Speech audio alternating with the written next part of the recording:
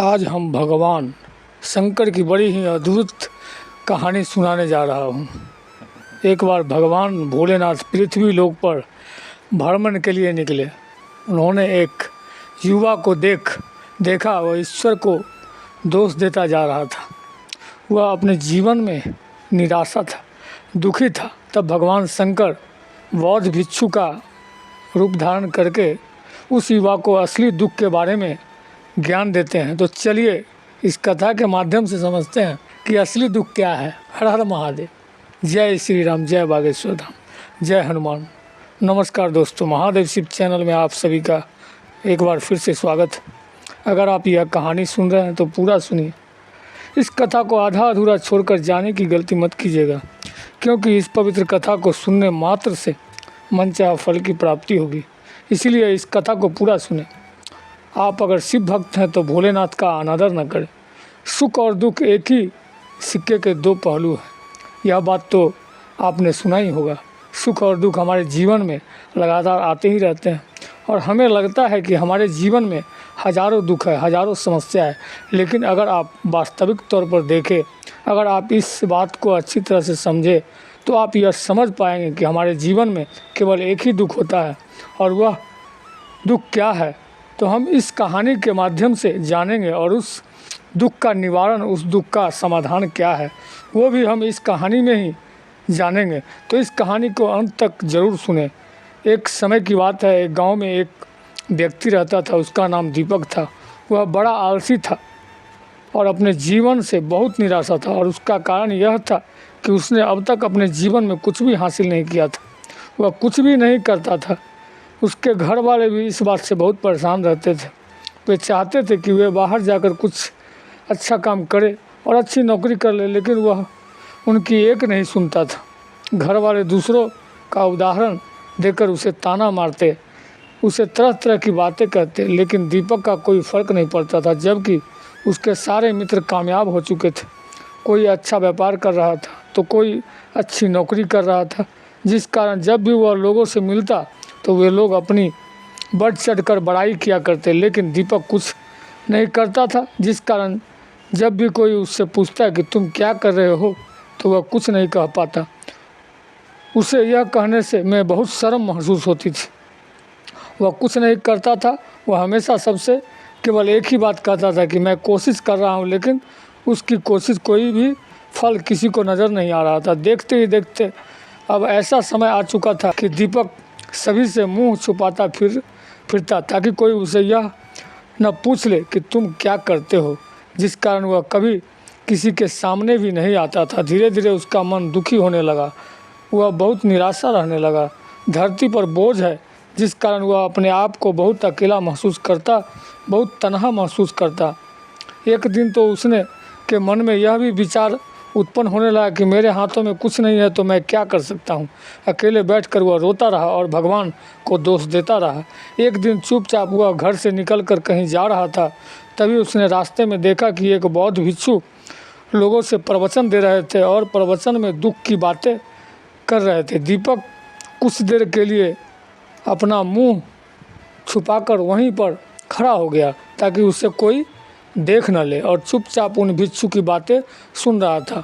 बौद्ध भिक्षु सभी को प्रवचन में कह रहे थे कि दुख हमारा सबसे बड़ा साथी है। हमें दुख अपने जीवन के बारे में समझाता है और हमें सही जीने का तरीका, बल्कि आप दिन पर दिन और कमज़ोर होते जाएंगे, निराशा होते जाएंगे। दीपक छुप छुप कर उन बौद्ध भिक्षु की ये सारी बातें सुन रहा था। जैसे ही उपदेश खत्म हुआ, वह उन बौद्ध भिक्षु के पास पहुँचे और उन्हें प्रणाम करके वह कहता है, महात्मा जी, अभी आप कुछ देर पहले दुख को गुरु बता रहे थे। आप कह रहे थे कि दुखों से हमें सीखना चाहिए, हमें उन्हें अपना गुरु बनाना चाहिए, लेकिन मैं भी तो अपने दुखों से परेशान हूँ। उसे यह समझ नहीं आ रहा था कि क्या उसने अब तक जो दुख झेला है वह असली दुख नहीं है। उसने जो अब तक पीड़ा सही है, जो ताने सुने हैं, जो तकलीफ उठाई है, क्या वह असली दुख नहीं है। आगे वह मन ही मन अपने आप से कहता है कि जब मुझे मेरे अपने नहीं समझ पाए तो ये बौद्ध भिक्षु मुझे क्या समझेंगे। इतना सोचकर वह वहाँ से चला गया। सभी लोगों के ताने सुन सुनकर दीपक बहुत थक चुका था। तो बहुत निराश हो चुका था, जिस कारण उसने निर्णय लिया कि वह अब कुछ करके दिखाएगा। उसने अपने पिता से थोड़ा सा रुपया लिया और उस रुपये से उसने एक व्यापार शुरू किया। उसके पिता बहुत खुश थे कि कम से कम मेरा बेटा कुछ करने का प्रयास तो कर रहा है, लेकिन उस व्यापार में कोई सफलता नहीं मिल रहा था, जिस कारण वह बहुत ही हताश हो चुका था। वह बहुत निराश हो चुका था। उसे यह समझ नहीं आ रहा था कि वह करे क्या, किस तरह से आप अपने व्यापार को आगे बढ़ाए। तभी उसके पिता उससे कहा, बेटा कोई बात नहीं, इसी तरह से प्रयास करते रहो, आज नहीं तो कल सफलता अवश्य मिलेगा। दीपक ने अपने पिता की बात मानी और अपने व्यापार में और भी ज़्यादा मेहनत करने लगा। धीरे धीरे उसे सफलता मिलने लगी और फिर उसने रफ्तार पकड़ ली। देखते ही देखते 3 साल के अंदर वह एक बहुत बड़ा व्यापारी बन गया। अब उसके पास धन दौलत की कोई कमी नहीं थी। जो लोग पहले नापसंद किया करते थे अब उससे पसंद करते थे, उसकी चिंता करते थे, उसके कार्यों की सराहना करते थे। उसके माता पिता भी अब अपने बेटे से बहुत खुश थे और उसकी सफलता से वे अत्यंत प्रसन्न थे। धीरे धीरे दीपक के मित्र की संख्या लगातार बढ़ती जा रही थी। दीपक के कुछ मित्रों ने उसे यह भी सलाह दी कि उसे व्यापार और तेज़ी से बढ़ाना चाहिए, उसे और फैलाना चाहिए। जब तुम आज केवल इस नगर के सबसे बड़े व्यापारी हो, तब तुम इतना खुश हो, तुम्हारे साथ ये सारे लोग हैं। वहीं पर तुम सोचो कि अगर तुम इस राज्य के सबसे बड़े व्यापारी बन जाओगे तो तुम्हारे यहाँ पर लोगों की भीड़ लग जाएगी, लोग तुमसे मिलने के लिए समय निकालेंगे, यहाँ तक कि इस राज्य का राजा भी तुमसे मिलना चाहेंगे, तुम्हारी तारीफ करेगा और यदि कभी कभी ज़रूरत पड़ी तो वह तुमसे धन भी उधार लेने के लिए अवश्य आएगा। दीपक को अपने दोस्तों की यह बात पसंद आई। दीपक ने सोचा कि मेरे मित्र सही कह रहे हैं, मुझे अपने व्यापार को और बड़ा करना चाहिए और फैलाना चाहिए। तभी तो हर कोई मेरे बारे में जान सकेगा, हर कोई मुझे पहचानेगा। जिस कारण उसने कुछ अनुचित कदम उठाया ताकि उसका व्यापार जल्दी से जल्दी और बड़ा हो जाए। उसने कई लोगों से अधिक मात्रा में धन उधार ले लिया, जिससे उसके ऊपर अब काफ़ी कर्ज हो चुका था। और इतना ही नहीं, वो यहाँ पर नहीं रुका, उसने अधिक से अधिक मुनाफा कमाने के चक्कर में अपने माल की गुणवत्ता को भी खराब कर दिया, जिससे अब उसके माल में वह बात नहीं रह गई थी जो पहले हुआ करती थी। लेकिन वह अपने मित्रों की बात सुनता रहा, जैसा उसके मित्र कहते थे वो वैसा ही करता चला गया। यहाँ तक कि उसने अपने व्यापार को और भी तीव्रता से बढ़ाने के लिए अपने दूसरे छोटे व्यापारियों के खिलाफ षड्यंत्र भी रचना शुरू कर दिया, जिस कारण उसके मन में अब पहले जैसा यह सुकून नहीं था। उसे अब रातों की नींद नहीं आती थी।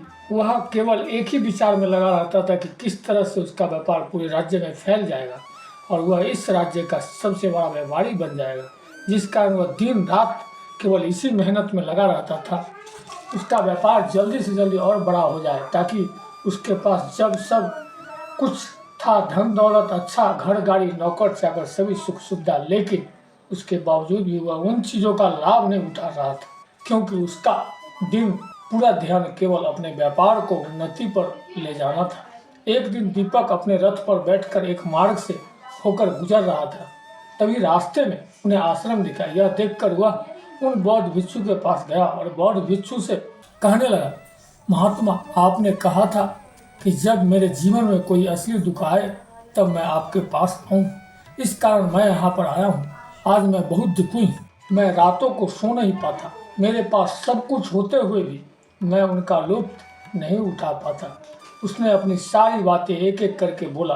बेटा, जब तुम पहली बार आए थे तब भी तुम बहुत दुखी थे, लेकिन जब तुमने अपने दुख से क्या सीखा? इसके जवाब में दीपक ने बौद्ध भिक्षु से कहता है, महात्मा, जब मैं अपने जीवन में कुछ नहीं कर पा रहा था तब मैंने अपने दुखों से यह सीखा था कि केवल सोचने मात्र से कुछ नहीं होगा, उसके लिए हमें कुछ करना ही पड़ेगा। और केवल कोई कर्म करना हमें सफल नहीं बनाता, बल्कि उस कर्म को उसके अंजाम तक पहुंचाने में सफल बनाता है। फिर चाहे रास्ता कैसा भी हो, फिर चाहे परिस्थिति कैसी भी हो क्यों न हो, फिर चाहे कितनी ही बाधाएं आपके रास्ते में क्यों ना आ जाए, चाहे ऐसा क्यों न लगे कि जब आपके जीवन में कुछ नहीं बचा है, और आप कुछ नहीं कर सकते, तब भी हौसला बनाए रखो, उम्मीद न छोड़ो और अपने कार्य पर डटे रहो, यह सोचकर कि तब तक मैं अपने कार्य में सफल नहीं कर लेता, जब तक मैं अपने लक्ष्य तक नहीं पहुंच जाता, तब तक मैं इस कार्य को करता रहूंगा। मैं इस कार्य में अवश्य सफल होकर ही रहूंगा। जबकि बाकी लोग केवल सफल लोगों को महत्व देते हैं, उनके कर्मों को नहीं। दीपक की यह सारी बातें सुनकर बौद्ध भिक्षु मुस्कुराने लगे और इस दीपक से कहते हैं, बेटा, जब तुम्हारे जीवन में असली दुख आए तब तुम मेरे पास आना, मैं तुम्हारी समस्या का समाधान अवश्य करूंगा। इतना कहकर बौद्ध भिक्षु वहां से उठकर चले गए। दीपक एक बार फिर से उनकी यह बातें सुनकर आश्चर्यचकित रह गया। उसे अब यह समझ नहीं आ रहा था कि क्या उसने जो दुख देखा है, उससे जो तकलीफ है, अब तक सही है, क्या वह असली दुख नहीं है।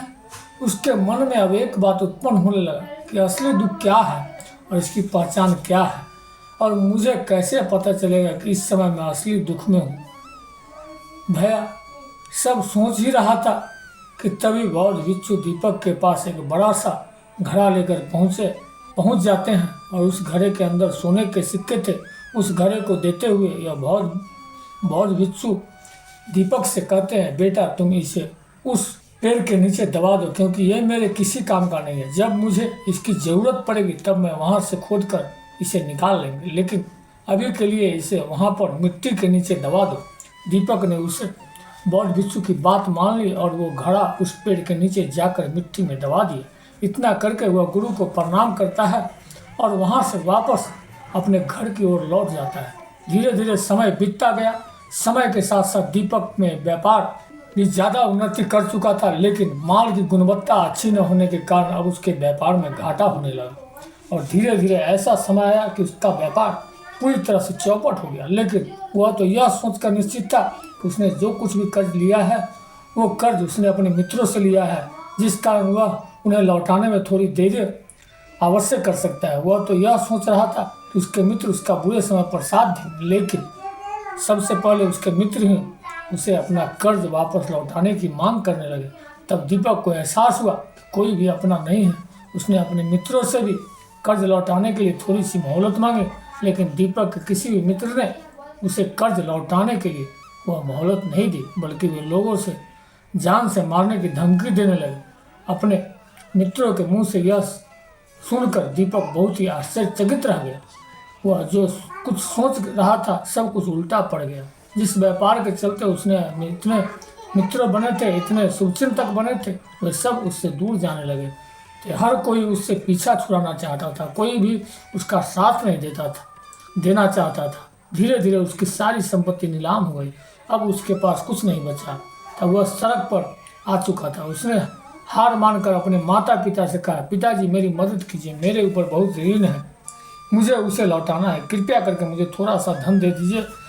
इस पर दीपक के पिता ने दीपक से कहा, बेटा, मेरे पास तो केवल बस यही एक छोटा सा घर है, अगर यह भी मैं तुम्हें दे दिया, यदि मैं इसे भी बेच देंगे तो मैं और तुम्हारी माँ कहाँ रहेंगे।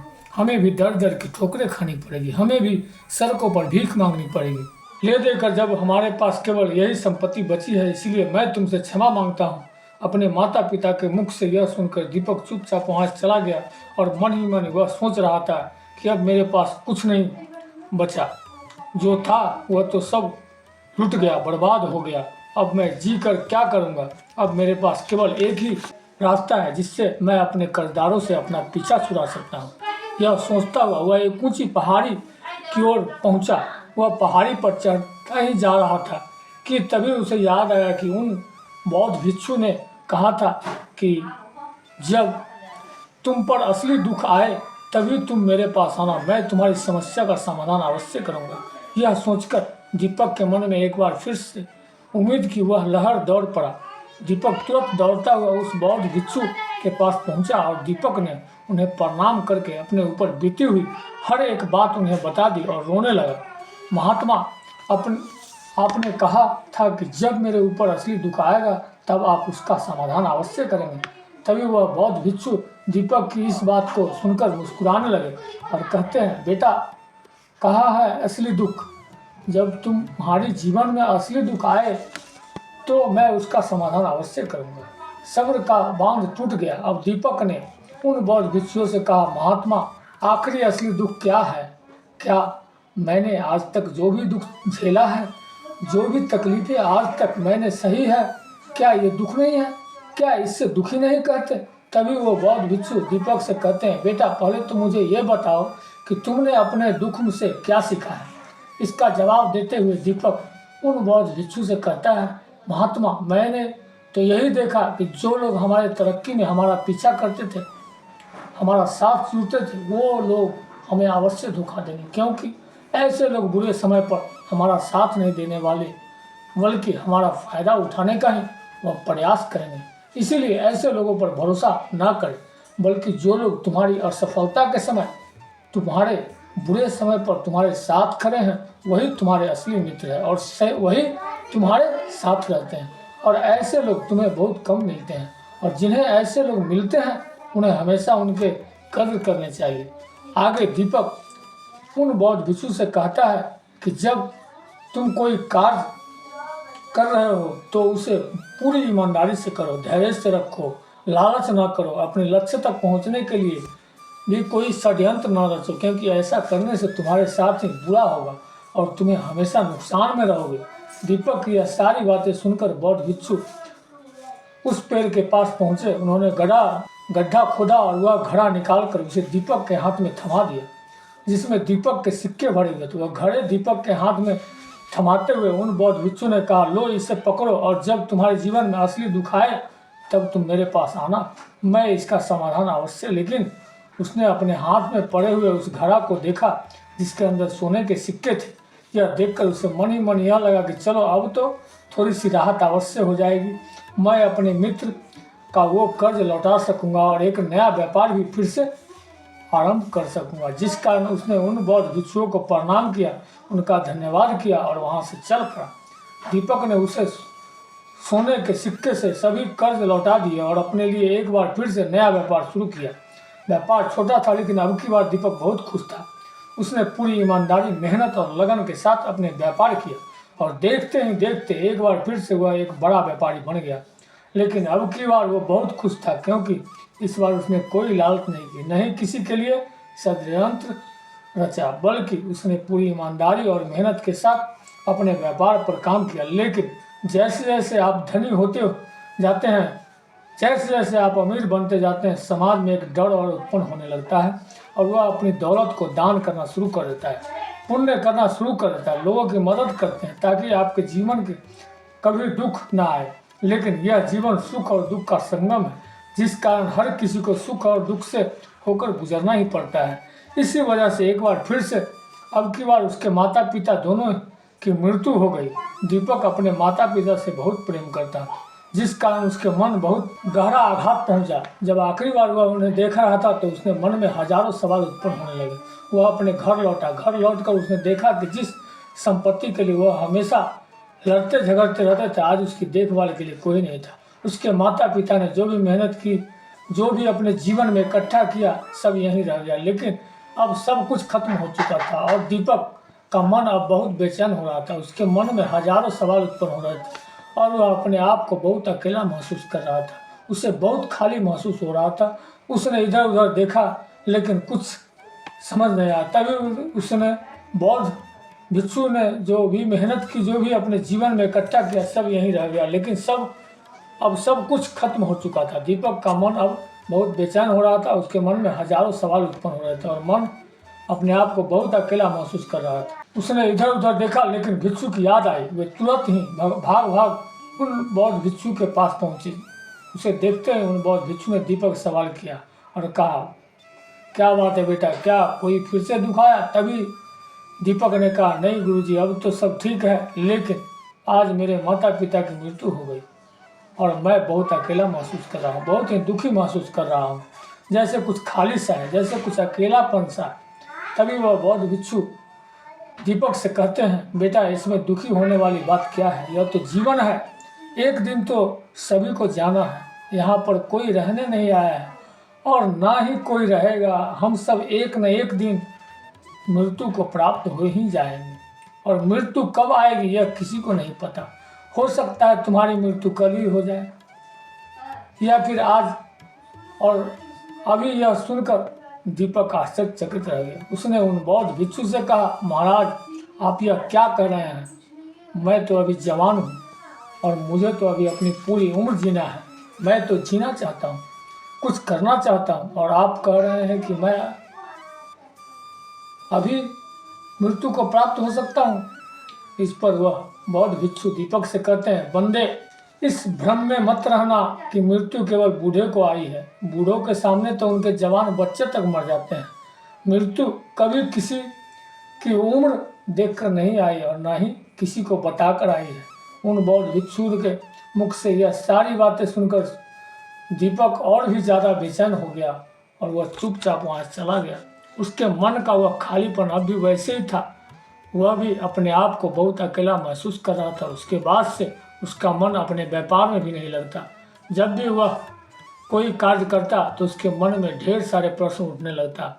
वो क्या कर रहा है, क्यों कर रहा है और उसने इस कार्य को क्यों किया। उसके मन में अब एक प्रश्न उत्पन्न होने लगा था, क्या हम यहाँ पर केवल इसलिए आते हैं कि जीवन को भीगे और एक दिन मृत्यु को प्राप्त हो जाए। वह यह समझ नहीं पा रहा था कि जीवन का असली मतलब क्या है।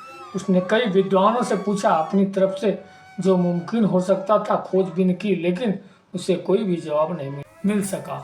और जब उसे कोई जवाब नहीं मिला तो उसका दुख और भी बढ़ गया, जिस कारण उसके मन की बेचैनी और भी बढ़ चुकी थी। और उसे यह समझ नहीं आ रहा था कि वह क्या करे, कहाँ जाए, किससे पूछे। तभी उसे फिर से उन बौद्ध भिक्षु की याद आई। पहुंचा, उसने अपने मन की सारी बात उनको बता दिया। तभी वह बौद्ध भिक्षु मुस्कुराने लगे और दीपक से कहते हैं, बेटा आज पहले बार तुम्हारे जीवन में असली दुख उत्पन्न हुआ है। वास्तव में तो यही है जिसे हम दुख कह सकते हैं, जो दुख कहलाने लायक है कि हमें यह पता ही नहीं कि हम क्या कर रहे हैं, कहाँ जा रहे हैं, क्यों जा रहे हैं, वह कौन है, क्या है, हम क्या करना चाहते हैं। तभी दीपक ने कहा, हे महात्मा मेरे इस दुख का समाधान कीजिए, मुझे इस दुख का निवारण कीजिए। तभी वह बौद्ध भिक्षु दीपक से कहते हैं, हम सब के अंदर क्रोध, लालच, लोभ जैसी कई वासनाएं हमारे अंदर घर करके बैठ जाती है, जिस कारण हम अपने जीवन को टुकड़ों में जीते हैं और हमारी चेतन कभी एक नहीं हो पाती है। हम कई जगह सोच नहीं पाते हैं, समझ नहीं पाते हैं और हमारी ऊर्जा शक्ति भी पूरी तरह से छिन्न भिन्न हो जाती है।